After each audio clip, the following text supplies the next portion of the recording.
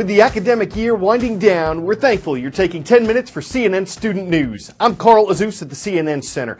Officials in the Mediterranean Sea have been searching for the wreckage of Egypt Air Flight 804. Early yesterday morning, it was traveling from Paris, France to Cairo, Egypt. It had 66 passengers and crew aboard.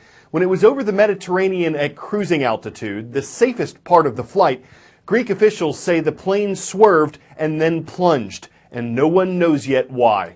Aviation authorities say it could have been some sort of technical failure, or it could have been terrorism that brought the plane down. It had just passed from Greek airspace to Egyptian airspace when it dropped off radar, and Egypt, France, Greece, and the U.S. have all sent search vehicles to the crash site. As the recovery mission unfolds and families wait for answers, officials are hoping the plane's black box explains what happened. Following a plane crash, the search for survivors always comes first. But just as important is the search for answers, the why and the how. Often those answers are found in the black box. Since the 60s, all commercial airplanes have been required to have one on board. Now, the name is a little misleading because they're actually orange. And when we're talking about a black box, we're talking about two different boxes, one being the cockpit voice recorder, the other being the flight data recorder. Together, they weigh anywhere between 20 to 30 pounds, and they have to be crash-proof. Black boxes can survive just about anything. Temperatures up to 2,000 degrees Fahrenheit for an hour.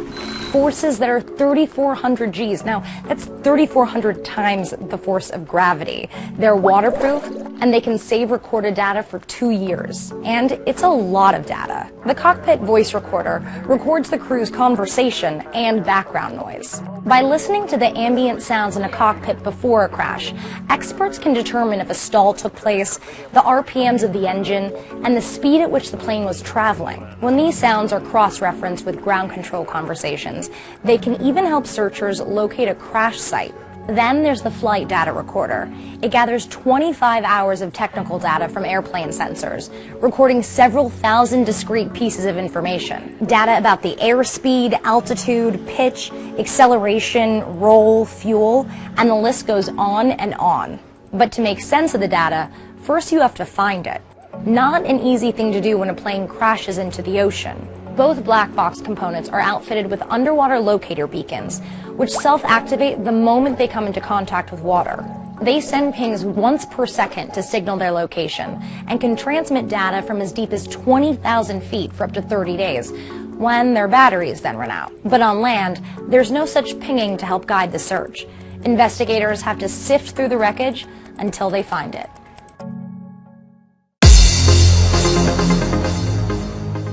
Our roll call schools are picked from one site, cnnstudentnews.com. To make a request, click and comment where it says roll call.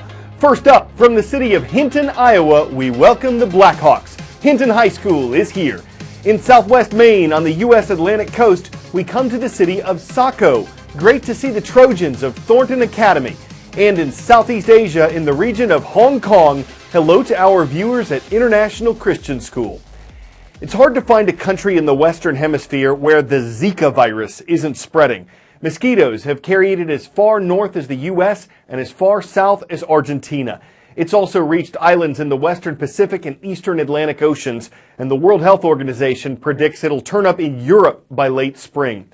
Most people who get Zika won't even notice. Those who do usually have mild symptoms, fever, headache, rash.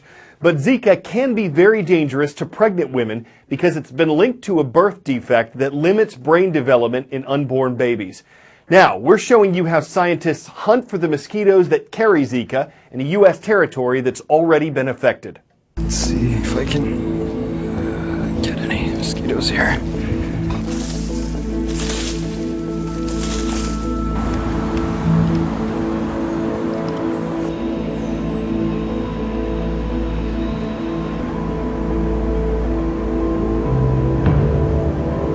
Are you ready to set our first trap? Yeah. Okay, first, of course, we gotta do this, right? Looks spray time. Let's look for a nice spot. So do the mosquitoes like to be in the water or just outside the water? They'll hang out like on the undersides of leaves. They're looking for moist, muddy habitat. There we go.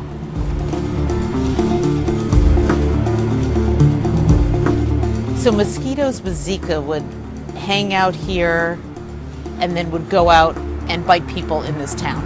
Or there may be spots in the town itself that are producing mosquitoes. Wow, this is like mosquito paradise back here. How far can these mosquitoes fly? Like around 2 miles to look for a blood meal. So I can see the mosquitoes here. What do mosquitoes like about this location? This habitat in particular has lots of pools of water for them to lay their eggs in.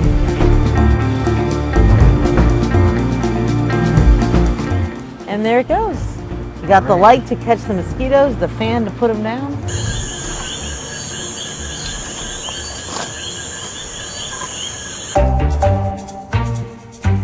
All right. Oh, they're moving around in there. We got a few things. There's a mosquito. Ooh, boy.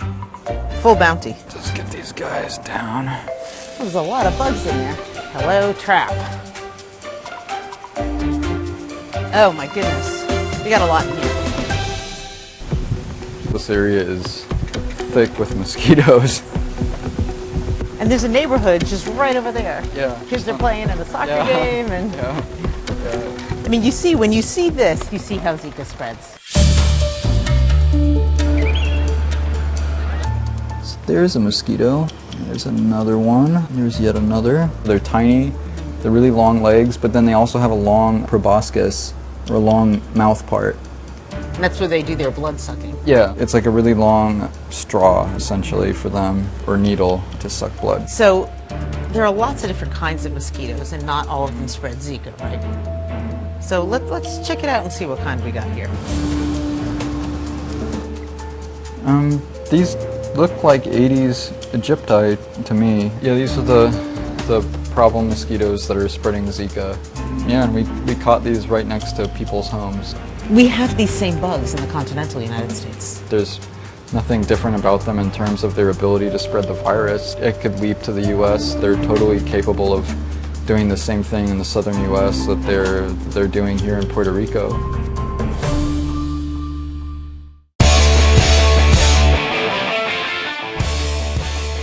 From the It's Not Every Day You See This files. Look, when a moose plays wind chimes, we're gonna air it.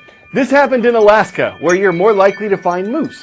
A woman shot the video from her rural cabin near Denali National Park, where there are plenty of moose on the loose. And when the animal wasn't munching on the bottom part of the chimes, it seemed they soothed the savage beast. He was really having a good chime. Who says animals can't be musical? Maybe he'd prefer Mozart or Debussy or Rachmaninoff, but just the simple chimes were music to his ears. I'm Carl Azus for CNN Student Moose. Fridays are awesome.